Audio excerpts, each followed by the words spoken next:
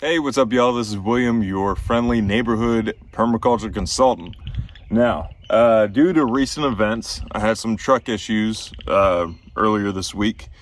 Due to recent events, it inspired this video, basically. If I didn't have on me what I had, then I would have had to call my wife and have her come help me and stuff like that. And what I'm talking about is my EDC, or my everyday carry.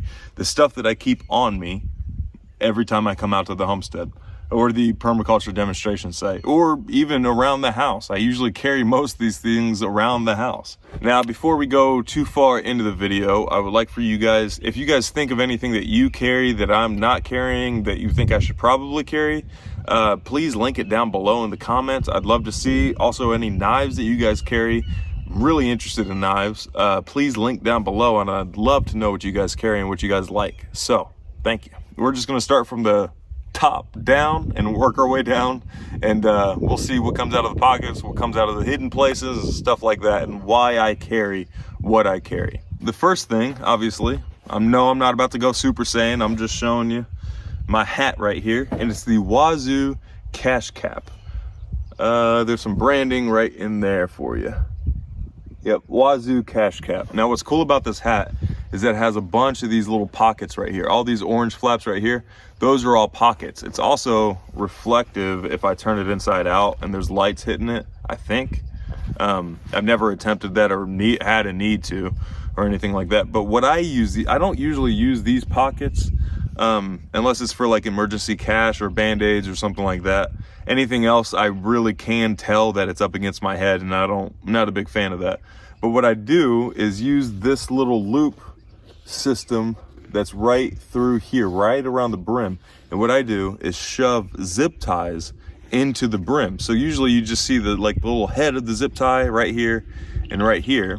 And I usually carry about 3 on this cap. Now, I needed it the other day to help fix the truck, so I'm out of zip ties in my hat right now, so I'll have to restock. The next thing I carry is right here, this knife. Now, this knife right here is the White River caper knife. I have this little survival cord lanyard on it. I just like it whenever I'm pulling it out of the sheath. It gives me something to hang on to so I don't lose grip or anything like that. But it's a very, very comfortable knife, very ergonomic. It's made out of S35 VN steel.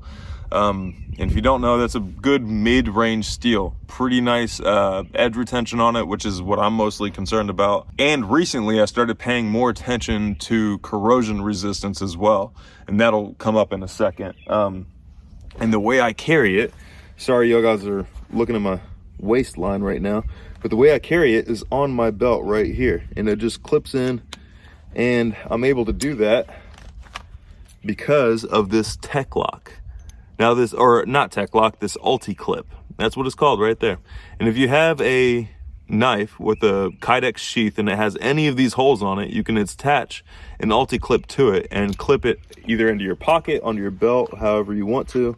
I like to put it on my belt because this by far has been the most comfortable way for me to carry a knife. If I put it in my pockets or anything like that, it has a tendency to get caught on fence, whether I'm moving fence or putting up fence or anything like that. Has a tendency to get caught, and then I lose the knife forever, because once it gets caught in the fence, for some reason it hits like some dimensional portal and no longer exists on this earth. I have searched high and low for knives that have hit fences before, can never find them again. Ask Ben and Denise from Renewed Homestead. They know what I'm talking about. He knows what I'm talking about.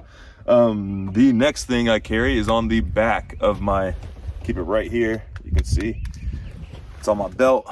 It says Leatherman. This is the Leatherman rebar. There are better Leathermans. I just have had this for a long time and have gotten used to the tools, where the tools are, using it. I've broken it in as well. If I ever have to replace this, I will probably switch over to the Leatherman Arc. Maybe it has Yeah, probably not. I probably will never spend that much on a Leatherman, but I will probably switch over to the free platform, and that is held together by magnets. It's free flowing. You can treat it like a balisong almost, but it's all one-handed opening and closing, which is handy because with this Leatherman, it technically is one-handed, but I have to enlist part of my other body. I don't have to use my other hand, but I need something to push up against to close it. So there's that Leatherman. This actually came in handy. Now I'm skipping ahead a little bit. This came in handy in pairing it with this. This is the Knipex, I don't even know, Knipex Alligator. It's just a sliding pair of channel locks. They're made in Germany. I don't even know what kind of metal they're made out of, but they're harder than anything that I grab with it. If I was strong enough, I'm pretty sure I could grab on to the ball of this truck and pull the doggone truck without this thing slipping. All right, come on. Nope, not strong enough. Also in park. It's made out of, I think, vanadium. I think they said Vanadin Super. That might be just the type of Knipex it is, but it fits nicely just inside my little cargo pocket over here, and I'm wearing Duluth pants. That also helps. I would only use it on stuff that you don't mind marring a little bit, because it is going to be harder than anything, like any nuts or bolts or anything like that. It will leave marks, but if you're in need like I was the other day, then these two certainly came in handy, especially with these needle nose pliers on this side. So Leatherman, Knipex, I carry them both.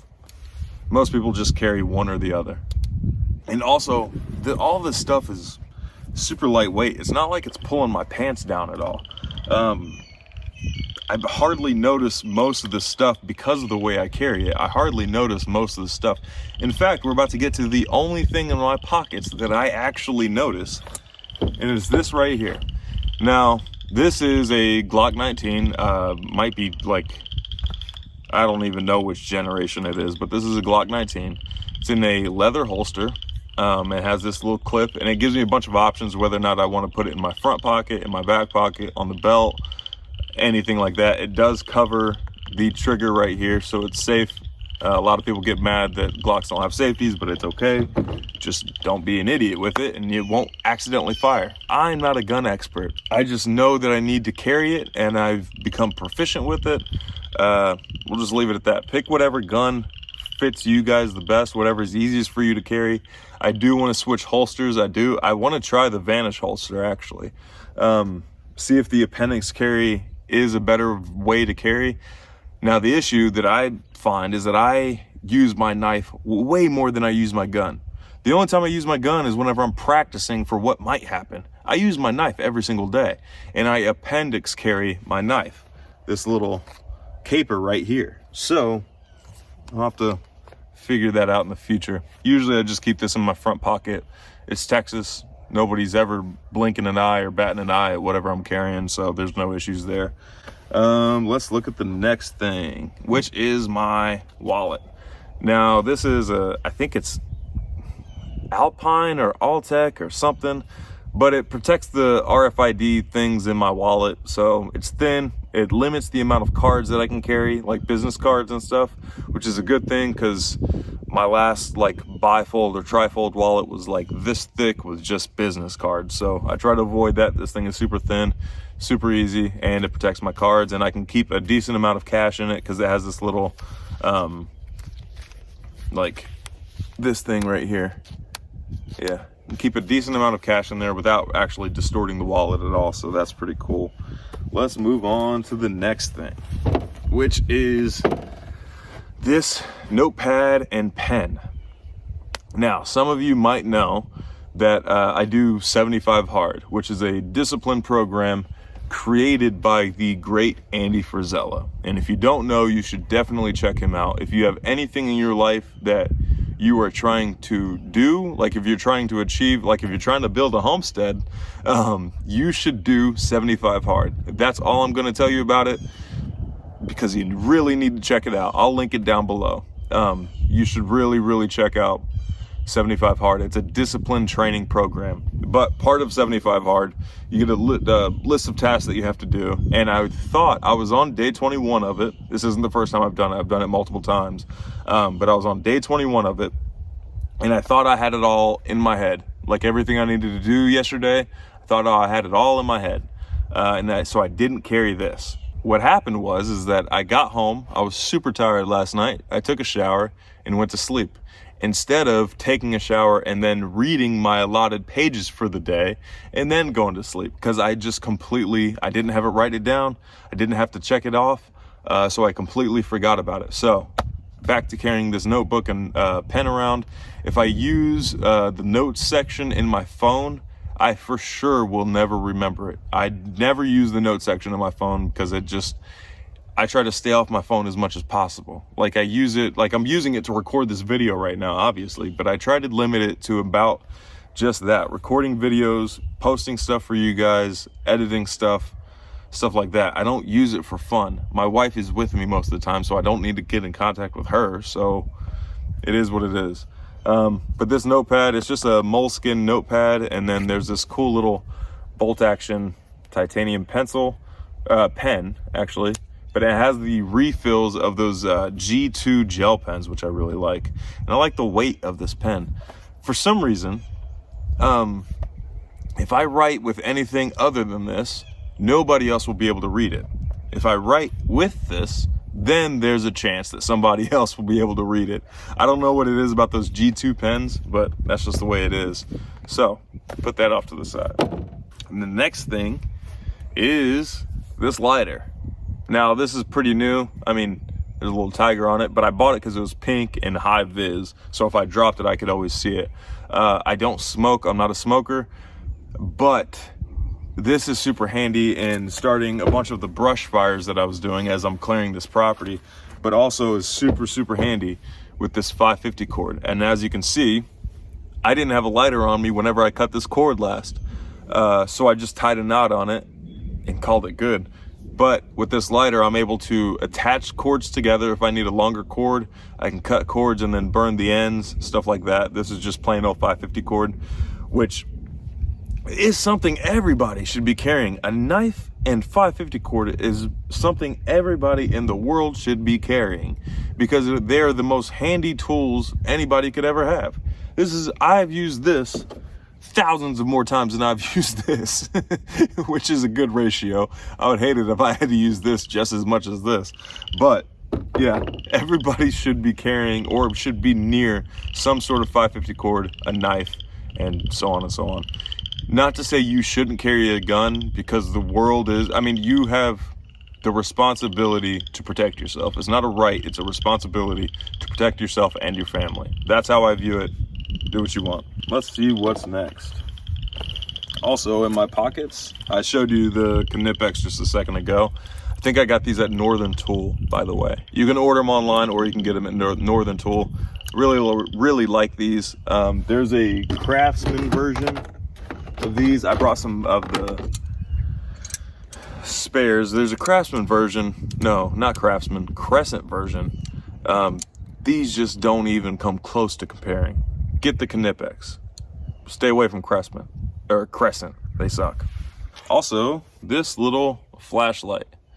For some reason on the camera it's coming up as strobing, probably because it has the same flash rate as the camera I'm filming on right now, but the high beam does not come across as strobing. This thing just comes in handy. I very rarely use it at night. Actually, I'm using it most of the time just to see under, behind stuff, whatever, in dark corners, stuff like that. Hardly ever use it at night, really. It's just a cheap little Coast flashlight. It's small enough to fit in my pocket. It's not much bigger than this lighter right here. Not much taller than a lighter. So I'd recommend, using a flashlight. I didn't think I would use it very much whenever I first got it. Turns out I use it pretty doggone often. Actually, the most often time I use it is whenever my cat Doris, my wife's cat, I won't claim that thing. When my wife's cat Doris takes something of mine and knocks it behind, I don't know, the dresser, or knocks it into the trash can, or knocks under the bed, or she's hiding under the bed. So I have to reach underneath the bed and find the cat and drag her out and take her out of the room so the baby can sleep. By the way, Everybody was asking. Emily and June are doing wonderful. Hopefully they'll do a little cameo on camera before too long. June has grown up so much, she's a little weed. She's just growing like crazy. She's almost just trying to talk, she's figuring out letters and stuff like that. It's cute. But back to the video. The last thing that I have on me right now, I'm gonna stand up again so you guys can see this action, is this knife right here. Bam, open just like that. Now, I told you earlier, the knife that I carry on my belt, this guy right here, this I only use for cutting. This one is my beater knife. I do whatever I want to with it. I'll dig with it, I'll pry with it, I'll do whatever I want to. It's a pretty thick knife. I don't even know what kind of steel it's made out of. China, that's the type of steel it's made out of.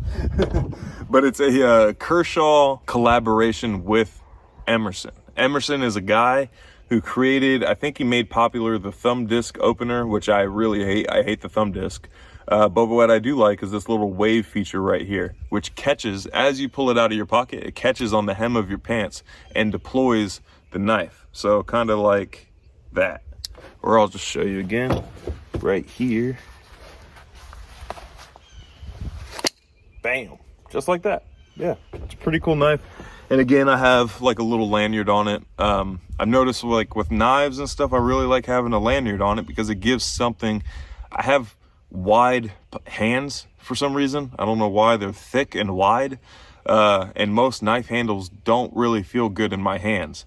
So there's that. And if you haven't noticed, my passion in all of this EDC type stuff are actually knives. They are the most useful tool on the earth. Everybody uses knives. Not everybody in the world can buy guns.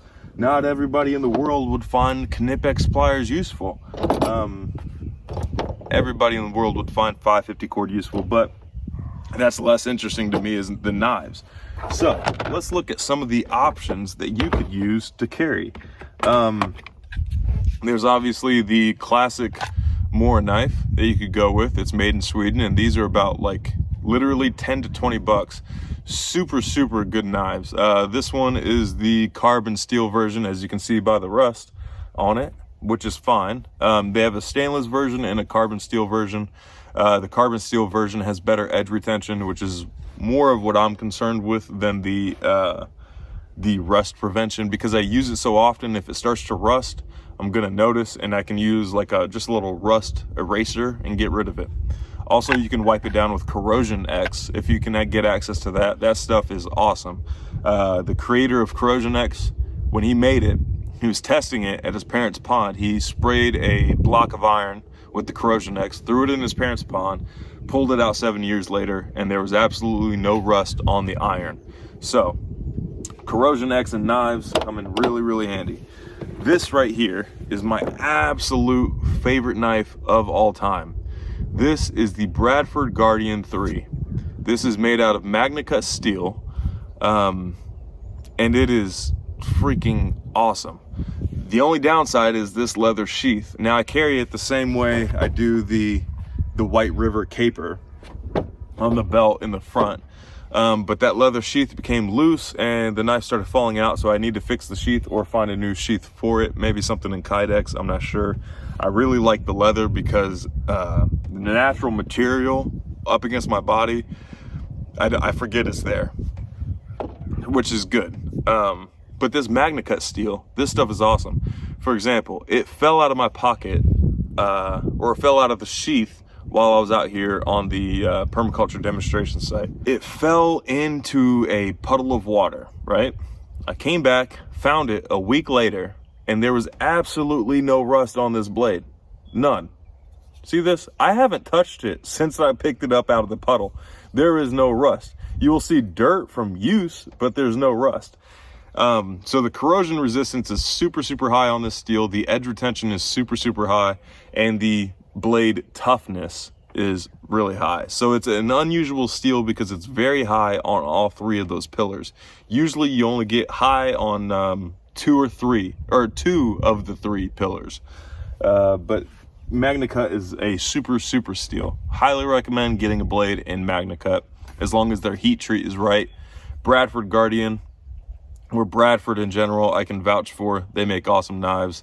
This also fits very, very well in my hand with the addition of the lanyard on here. They have like a little choil right there, which my finger chokes up on. Careful, because it will go right up to the edge of the blade. Some of the other blade options are, here's another one I've messed with.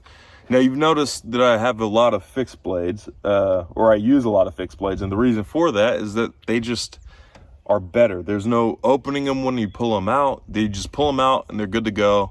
They're ready to use. They're easy to put back in the sheath. Very rarely do I ever lose a fixed blade. I've lost a bunch of folding blades because of the issue I was telling you before. Gets caught on the fence and then I lose it forever. But this one is the SE Azula 2, and it's considered, it was intended to be a neck knife, but this thing is far too heavy to be a neck knife. I have this pocket clip on the back of it. I don't like it as a pocket clip. It's way too big, way too heavy, way too thick. It's considered a sharpened pry bar. I don't know if you can see how thick that doggone knife is, but it's pretty doggone thick. Now, that's not to say SE isn't a good brand. It's just not something I would want to carry every single day. Now I will say they have an awesome warranty. If anything ever happens to the knife, I can let them know and they'll replace it. If this fails me in any kind of way, they will replace it. It's also made in the USA, which is another benefit. So are Bradford, and so are White River knives. So those are all three brands that I would fully vouch for. You guys should support if you want to. But yeah, SE Azula. SE is an awesome brand. I just don't like carrying this knife. Another option is another USA made knife, and that's the Benchmade. This one is the Benchmade Bailout. It's a super lightweight knife, but like I said before, the benefit of this one is that it's super cheap, and I don't care if it gets caught on something and it gets lost. I mean, I care a little bit, but not nearly as much as this one. Now this one's really cool in that it's as I open and close it, my fingers are completely out of the way of the blade. It has what's called an axis lock. So it limits the amount of times or the chances of you cutting yourself opening and closing your blade. I've never cut myself opening and closing a blade, but I'm told that's a pretty common thing. They also have access to very high quality steels. This 3V is a very, very tough, very high edge retention steel. But, you know, this is just like 3 or 4 times the price of this. And it's, you know, it is what it is, but just find out what you like better. It's about the same. This one's a little bit longer. You might be restricted depending on the state you live in. But yeah, this is the Benchmade. Benchmade in general is going to be way higher priced than everything else, but their fit and finish is amazing. Almost never do you buy a Benchmade knife and it's not perfect coming out of the box. There are times whenever you buy like Kershaw knives, for example, where you got to send it back because there's something wrong with it. It's missing a pivot pin, it's missing something, it's off center, it's not lined up properly, the whatever is happening, the blade is not heat treated correctly. That's very, very common with these Chinese made knives. Kershaw does make American made knives now, or they always have, I'm not really sure, but their most common Kershaw knife you're going to get access to is Chinese made. So here's another option. If you're looking to buy a gift for somebody, this would be a good gift knife, I guess. Moving on, here is another knife brand that I really like. Now these are made in 3 different places. I believe Taiwan, Seki City, Japan, which is where this one is made, and then Golden City, Colorado, and that is Spyderco. This is probably one of the most popular knife brands in the world, and this is another one where their fit and finish is just perfect almost every single time. Some of their knives they've noticed are really, really popular, so they push the price up whenever they find out it becomes popular. So keep in mind for that. This one was like 70 or 80 bucks. It's made out of VG10 steel. It's the Endura 4, the Spyderco Endura 4. But the grip on it is amazing. The way they 3D print or mill or whatever, this side right here, you don't lose grip of this knife ever. It's a very long knife. Some people might like that, some people might not like that. It's also a back lock. So your fingers have to be, or most of the time, if you're going to close it with one hand, your fingers are going to be in the way of the blade. But it's okay because your finger will hit this part right here if you keep it close up enough to the front. I hope that made sense. Last but not least, this is a knife brand you should probably avoid, and it's Gerber. Gerber makes a whole bunch of knives, and 99% of them are crap. This is one of them. This is the, I think, High Point knife. They don't even tell you what kind of steel it's made out of. Probably some crappy pot metal steel. Gerber makes like 2 or 3 good knives, one of them being the Gerber Strong Arm. Now that's just a very indestructible knife. It's made for pilots to cut themselves out of the fuselage if they wreck. Now, most other of the Gerber knives suck. They're Gerber multi-tool. I know the military has some kind of contract with Gerber, but the Gerber multi-tool is the crappiest multi-tool on earth. I don't care what you say, it sucks. Get you a Leatherman. Leatherman is by far better. Also, the Gerber knives, they just suck. You'll find a lot of them at Tractor Supply. Tractor Supply, which most of us homesteaders and farmers have access to. So I think 4 major brands, maybe 5. And it's all pretty recent now. They sell Kershaw, which can or can't be good. It depends on which one you get. They sell Gerber, don't get, always sucks. They sell CRKT, depends on which knife you get, like I said. And they sell Cold Steel, and also buck knives, which I have a buck knife. Let me be right back.